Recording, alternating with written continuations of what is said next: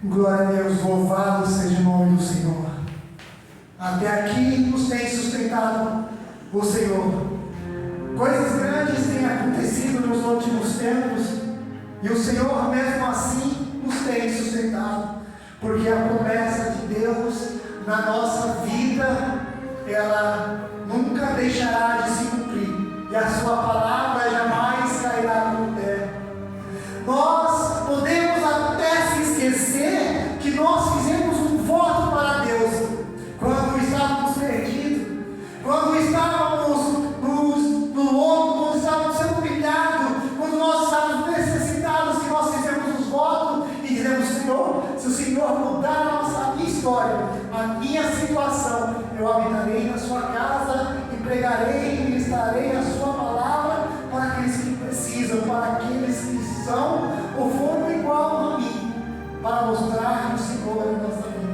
Nós podemos esquecer e se perder no meio do caminho, mas o Senhor jamais se esquece do que Ele tem dito através do tempo na sua palavra na nossa vida, e jamais deixará de cumprir. As suas palavras jamais cairão por terra, ainda que nós deixamos de acreditar que as coisas irão acontecer. O Senhor faz cumprir e mostrar que Ele é conosco. Para quem tem uma Bíblia aí, abram no livro de Jonas. Louvado seja Deus.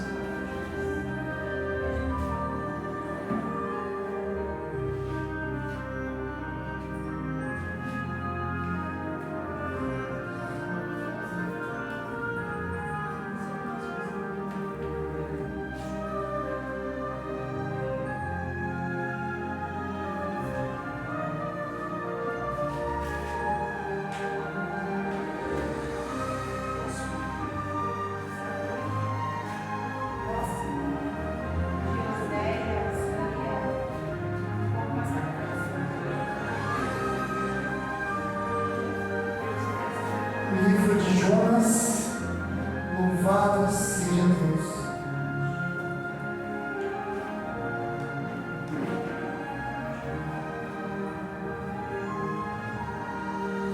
Louvado seja Deus.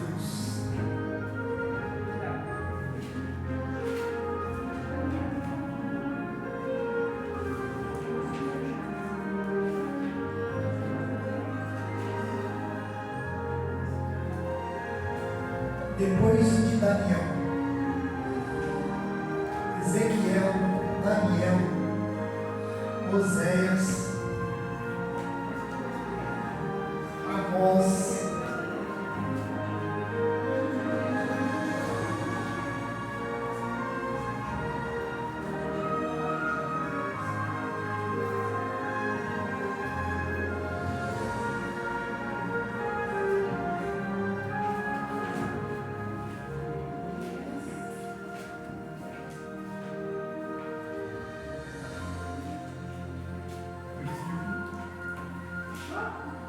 Jonas, capítulo de número 4.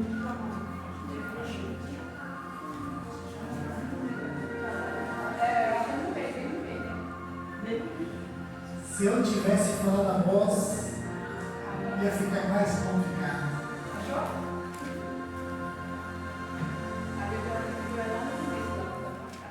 Passou Daniel,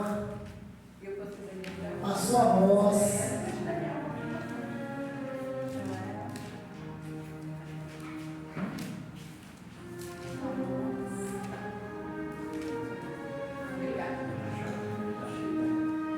Jonas, capítulo de número 4, versículo de número 5, que diz assim: peço-te, pois, ó Senhor, tira a minha vida, porque me é melhor morrer do que viver. Mais uma vez, peço-te, pois, ó Senhor, tira a minha vida, porque é melhor do que morrer do que viver. Louvado seja Deus. Somente esse versículo pode se aceitar. Glória a Deus. O livro de Jonas é um livro pequeno,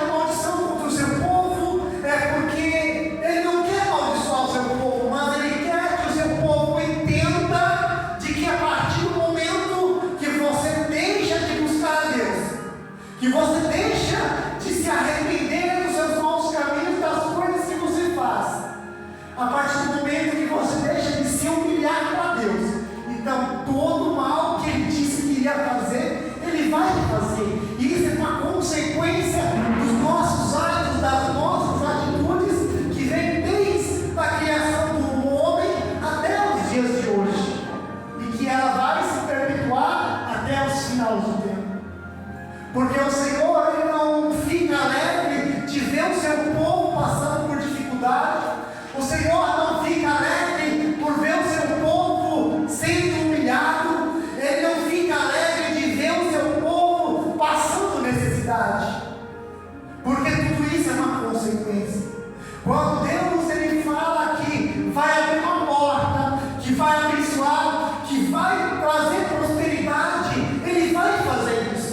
Mas a partir do momento que todas essas coisas vêm sobre a nossa vida e nós esquecemos de continuar adorando, que nós esquecemos de continuar agradecendo a Deus, você pode ter certeza que as coisas boas que o Senhor fez, elas vão começar a se perder. E não há nada que Deus possa fazer para impedir, a não ser avisar: olha, volta ao primeiro amor, volta atrás do seu caminho, volta atrás das suas atitudes, porque muitas vezes, quando as coisas boas começam a acontecer, nós começamos a se engrandecer, esquecemos de orar um pouco mais, esquecemos de agradecer ao Senhor, esquecemos de fazer voto e cumprir, nós esquecemos de dizer para as pessoas aonde nós vamos e que nos cercam, de dizer: olha, o Senhor fez coisas grandes na minha vida, o Senhor me tirou de tal lugar, o Senhor abriu porta, trazeu prosperidade,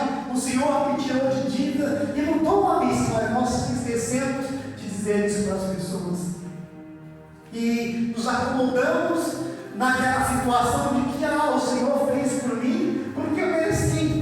Não, nós não merecemos a graça do Senhor, seu favor, mas o Senhor, pela sua infinita graça, Ele nos faz todas essas coisas.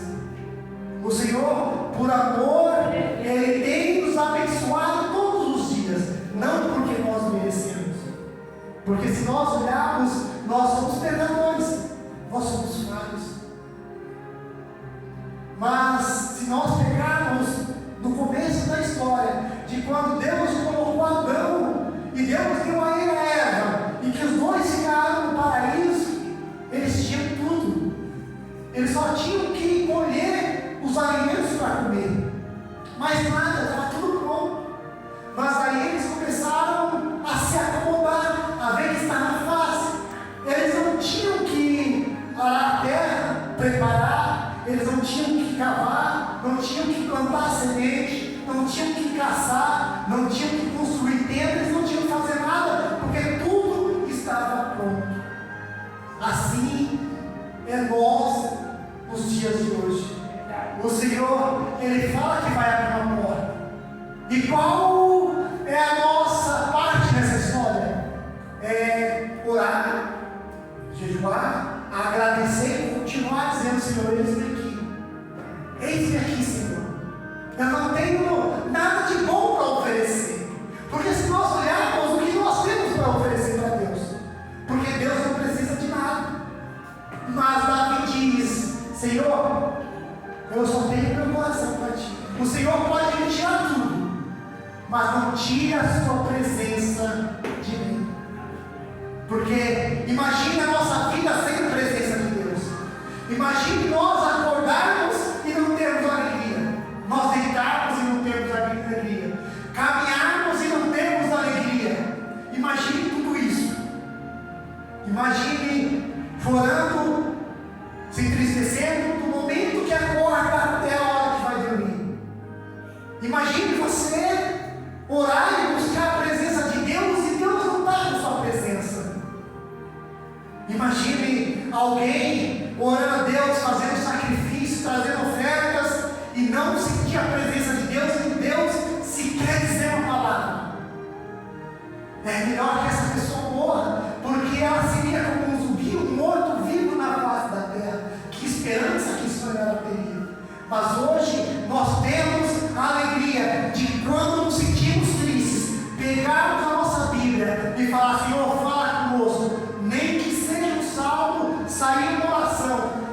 me alegrei quando disseram: vamos à casa do Senhor. Isso é o Senhor dizendo: vai à minha casa. A minha casa não é simplesmente o templo de oração, a igreja, mas a casa do Senhor é quando você se coloca em um propósito, que você desce no chão, você desce no pó, você se humilha para Deus e começa dizendo e confessando: Senhor, eu errei, eu falhei, eu pequei contra ti, eu pequei contra a tua palavra, mas estou aqui confessando os meus pecados. É isso que o Senhor quer no seu povo.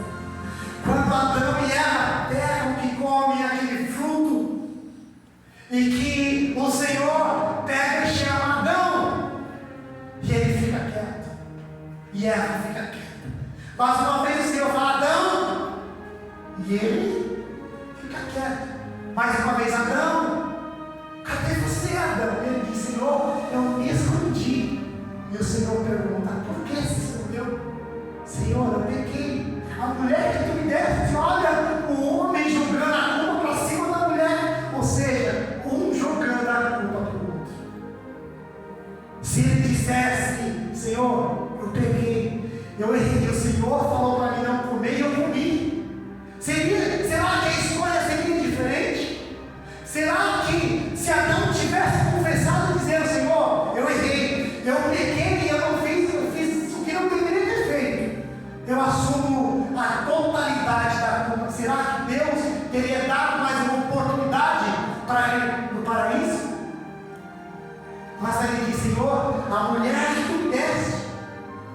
Mas Adão, lá no começo, quando ele começa a ver os animais e que ele vê que tem uma espécie de cada, ele começa a ficar triste.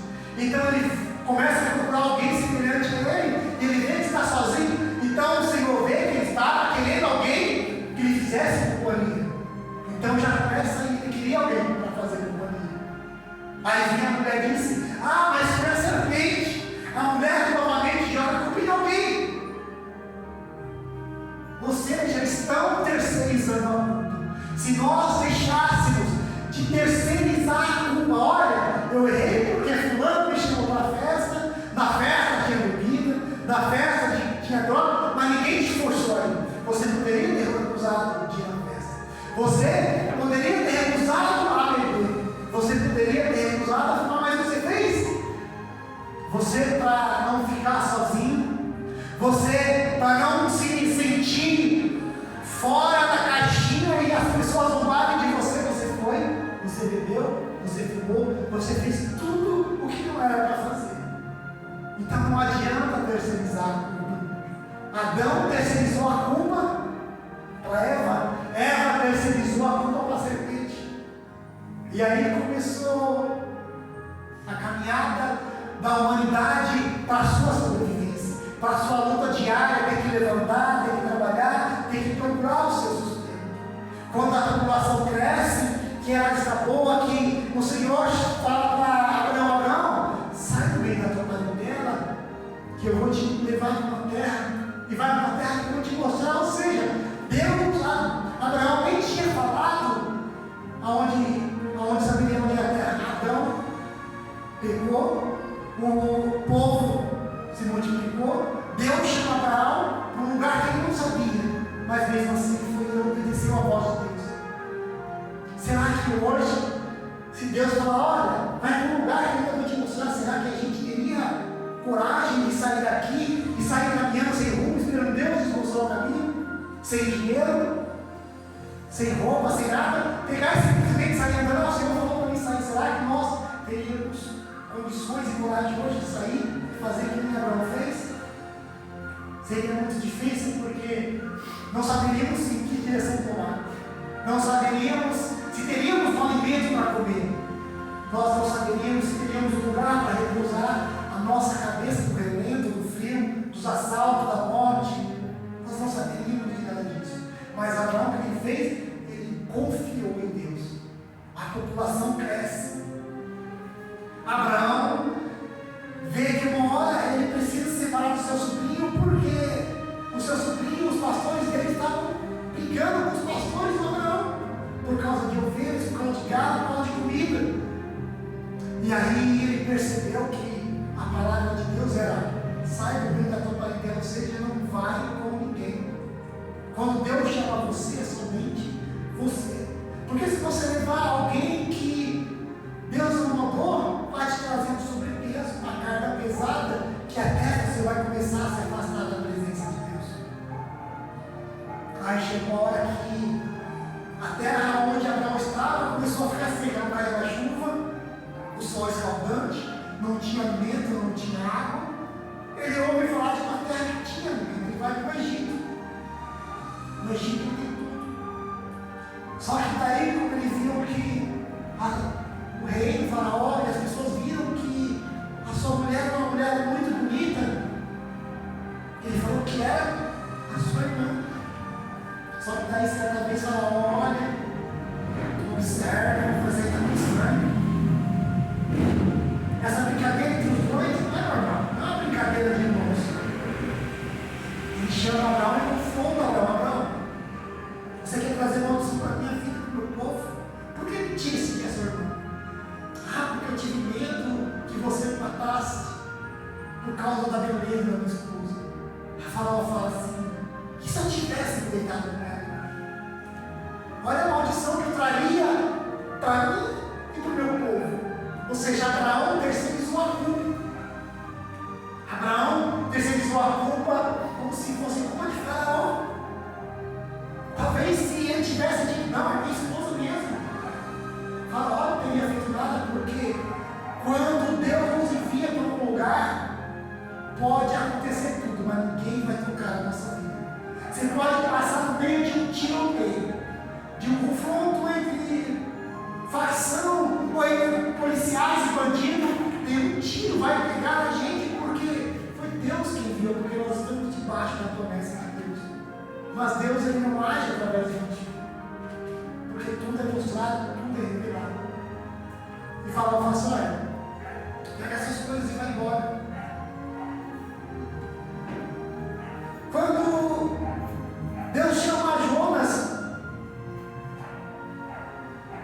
e fala: Jonas, vai da cidade de Nínive e prega para aquela cidade, porque eu estou vendo que aquele povo se perdeu. Eles não buscam a minha face, eles não clamam, eles não agradecem, ou seja, é como se eu não existisse para eles. Vai lá, prega dizendo que eu vou destruir aquela cidade.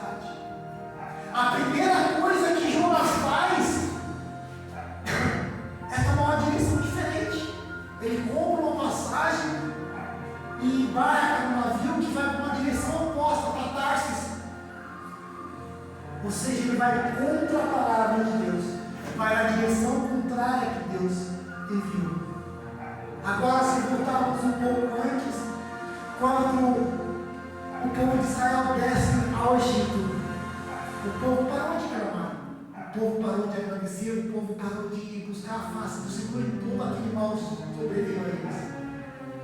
De um povo que foi convidado a orar, um povo que foi convidado a fazer parte daquela terra de tudo, eles passaram a se tornar escravos, passaram a se tornar estranhos, eles se tornaram uma ameaça para o faraó, porque viu que a população estava crescendo e poderia ser maior do que os próprios egípcios, e o próprio faraó temeu de que aquele povo tomasse o trono dele.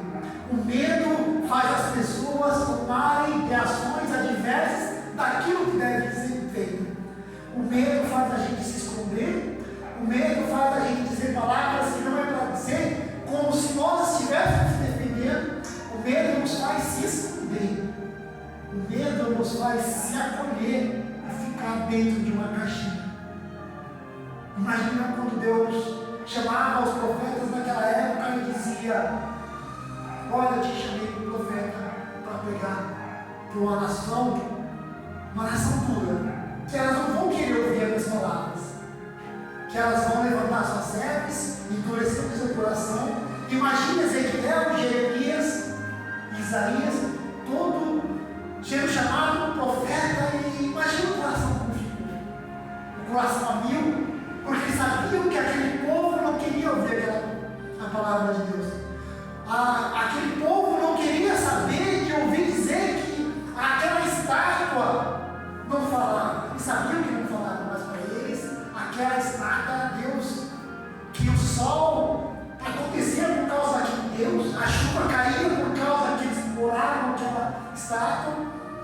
alimentos eles se forneciam e multiplicavam por causa que eles faziam oferenda para aqueles deuses. Então imagina alguém chegando com uma ideologia, um Deus que ninguém vê, um Deus que ninguém ouviu, nem sabe a voz daquele Deus, e chegar e dizer: olha, quebra essa estátua, porque Deus hoje está se agradando. Ele não pode dizer que se vocês, esse povo, não se consertaram para cativeiro, imagine o povo inteiro que passou gerações adorando e idolatrando ídolos feitos de barro e de madeira, ouvir aquilo, para eles era como se tivesse tomado uma facada direto no coração, era como mentira.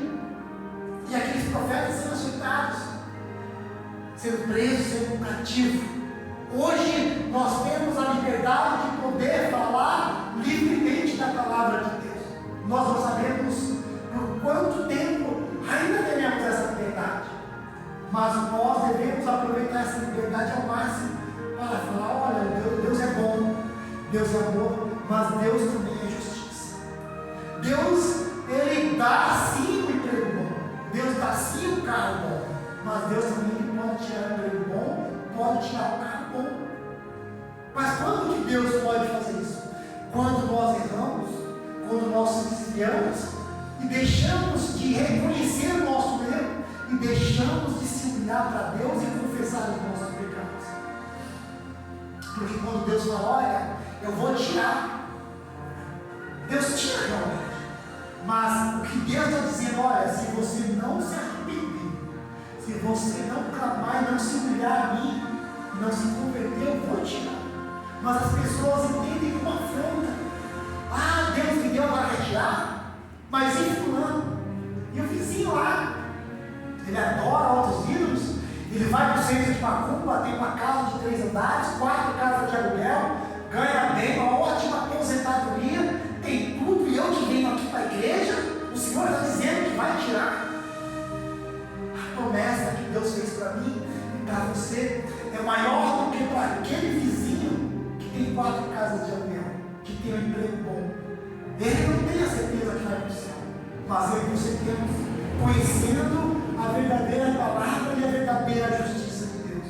Então nós podemos se alegrar que no momento de aflição, no momento de angústia, nós vamos dobrar os nossos joelhos, sim. Nós vamos clamar a Deus e nós vamos poder sentir a presença de Deus.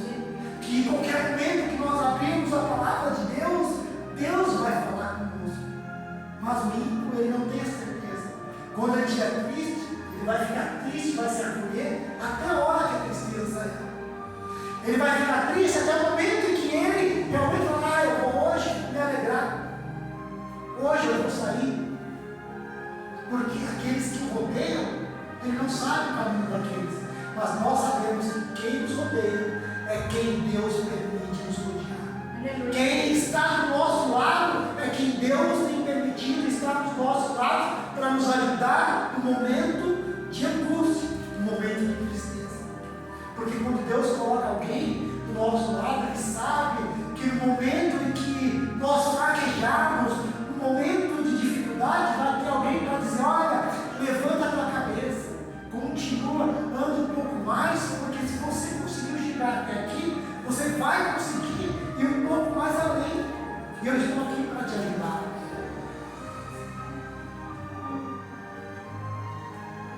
Quando Jonas está no navio em direção a Tarsis, os homens que estavam lá em cima começam a perceber que o vento está mudando, que o mar está ficando revolto, que aquela situação do mar é uma situação diferente, não é a mesma situação que eles estão acostumados no dia a dia da sua navegação.